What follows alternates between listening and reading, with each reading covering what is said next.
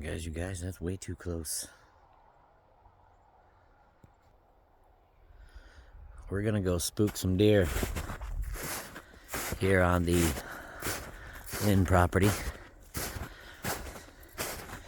in the Olmstedville, Minerva region. There's a nice little stand of pines out here. We're looking for that extra special Griswold family Christmas tree. Oh, there it is. Looking for a 12-footer to go in the great room.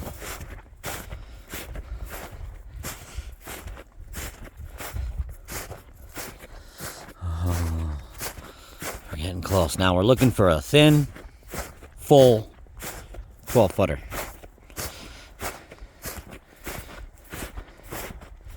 Perfect conical shape, just like the big guy's head. Would you look at that beautiful piece of driftwood standing dead? That would be nice on the stove this year. Now, I'm a bet, man, there's gonna be plenty of beds in there. Beds and sheds abound in there, I bet. These guys are a little thin. I'm very full. This guy's pretty full and around the waist, but nothing up top, bud. I'm looking for that perfect. Oh man, I gotta come over and sketch this tree before it falls. I've often admired it driving by up on the boy, we might have to get right in there.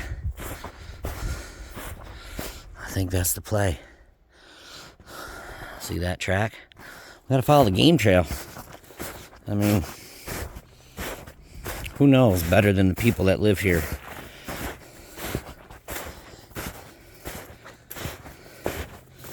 I better check for ticks on the way out. Hands up, don't shoot!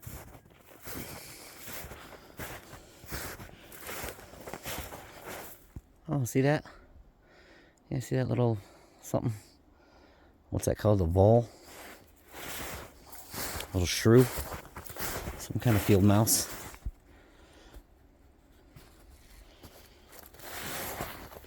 Good eating for the coyotes. Come around here.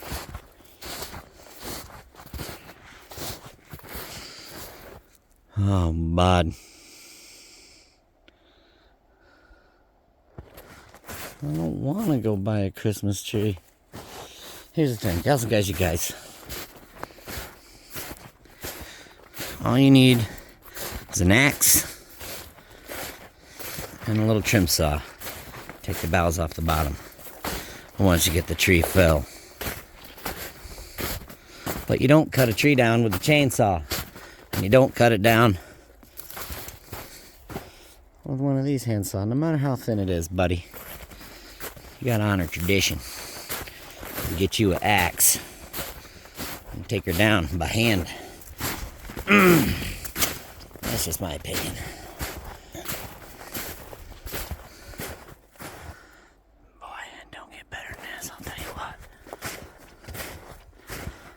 We got it pretty bad. Got it pretty bad up here. So blessed I got an hour, maybe two out of my busy schedule to even go looking for one. Ugh.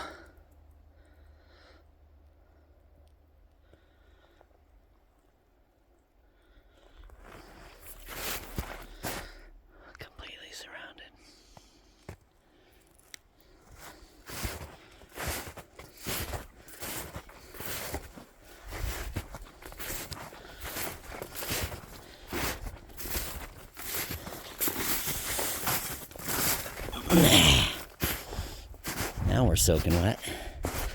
Don't do that.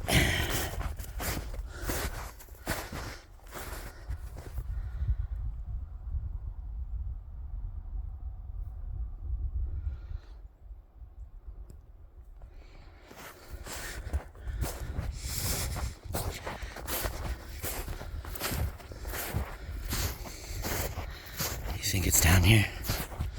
Might be. I hope we find something that was just what I needed. Now these are looking better. That is looking better. Look at this guy. I don't like the looks of that piece of insulation board, but that's all right. I'm gonna take that home with me. You might just do the trick. You are wetter than all get out. Jeez Louise, but I can, where that insulation board is, I can put that side toward the corner and have this side facing. Now it's a little thin there. Jeez Louise, you're so close, buddy. What if I use that as the face? Ah, bud. You know, you need at least 3 good faces on a proper Christmas tree. I like it when they have Twin Peaks up there. That's fun. But there's really only 2 sides to that one. The third side is a little lacking. I like something like this guy, actually, versus this guy. You can tell the difference between them two? Let me know in the comments down below. What's the one on the left? What's the one on the right?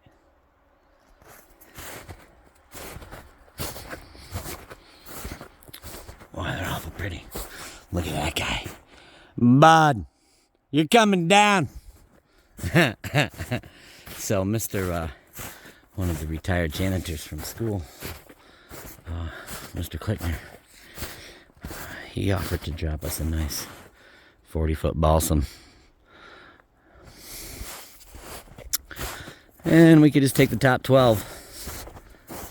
He donated the tree for the school Christmas tree this year. He had to use a crane to put it on the back of my truck. And I look like the Griswolds without the stump in the front, but the back of the top of the tree was dragging on the road. So I had to go slow and low, about, I'd say all in about almost half a mile.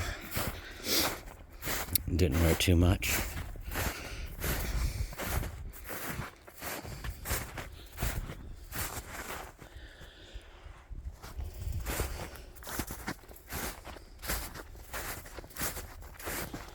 Well,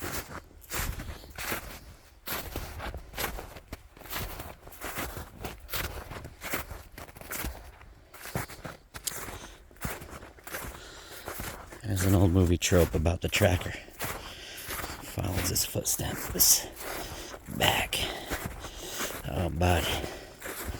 That's so great. I think Mr. Charles Bronson copied it from a cat.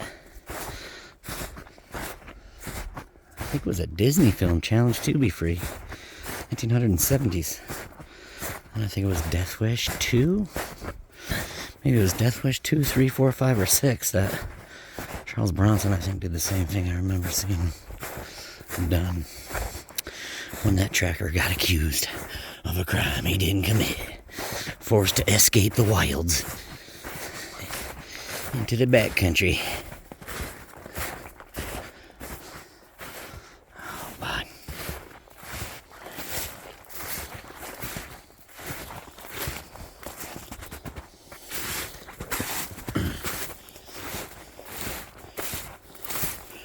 Reversing the path of least resistance.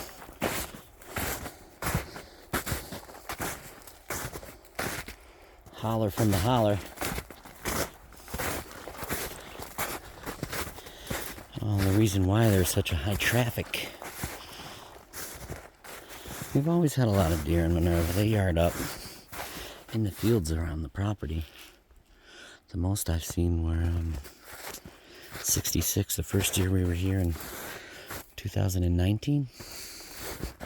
That's the most that's the most of one time I've ever seen. Usually they yard up in the 20s, low 20s. It's about 14 to 24, 22 that live behind our place, coming on the regular. Seems like you see them in the morning and the evening. Oh. This would absolutely be my spot. Nice and protected in here. You know, it'd be nice. We should make some blinds. Get some pallets, turn them up. Make a little blocker from the wind. Oh, bud, you can see some of the mail. That's plastic right there, bud. Whew. I gotta get back in here. I got a bag in the truck. That's two. That's 2 items. I'll go back empty-handed.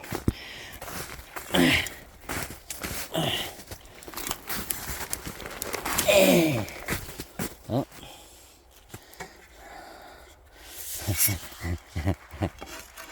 Oh, look what that is.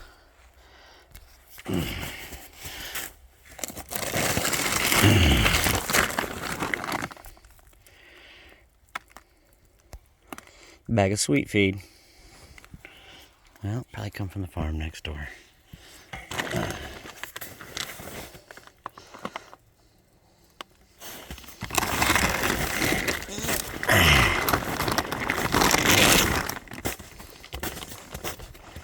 All aboard, kids at home. All right. Well, I sure wish that was more successful.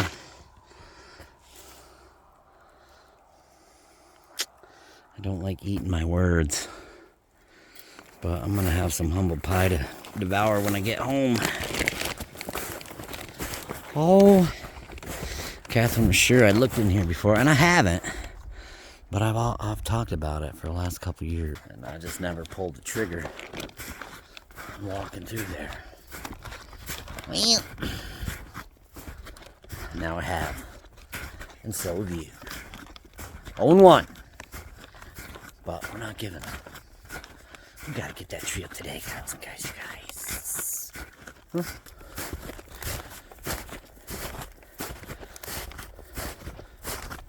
From the misty cornfields of Minerva.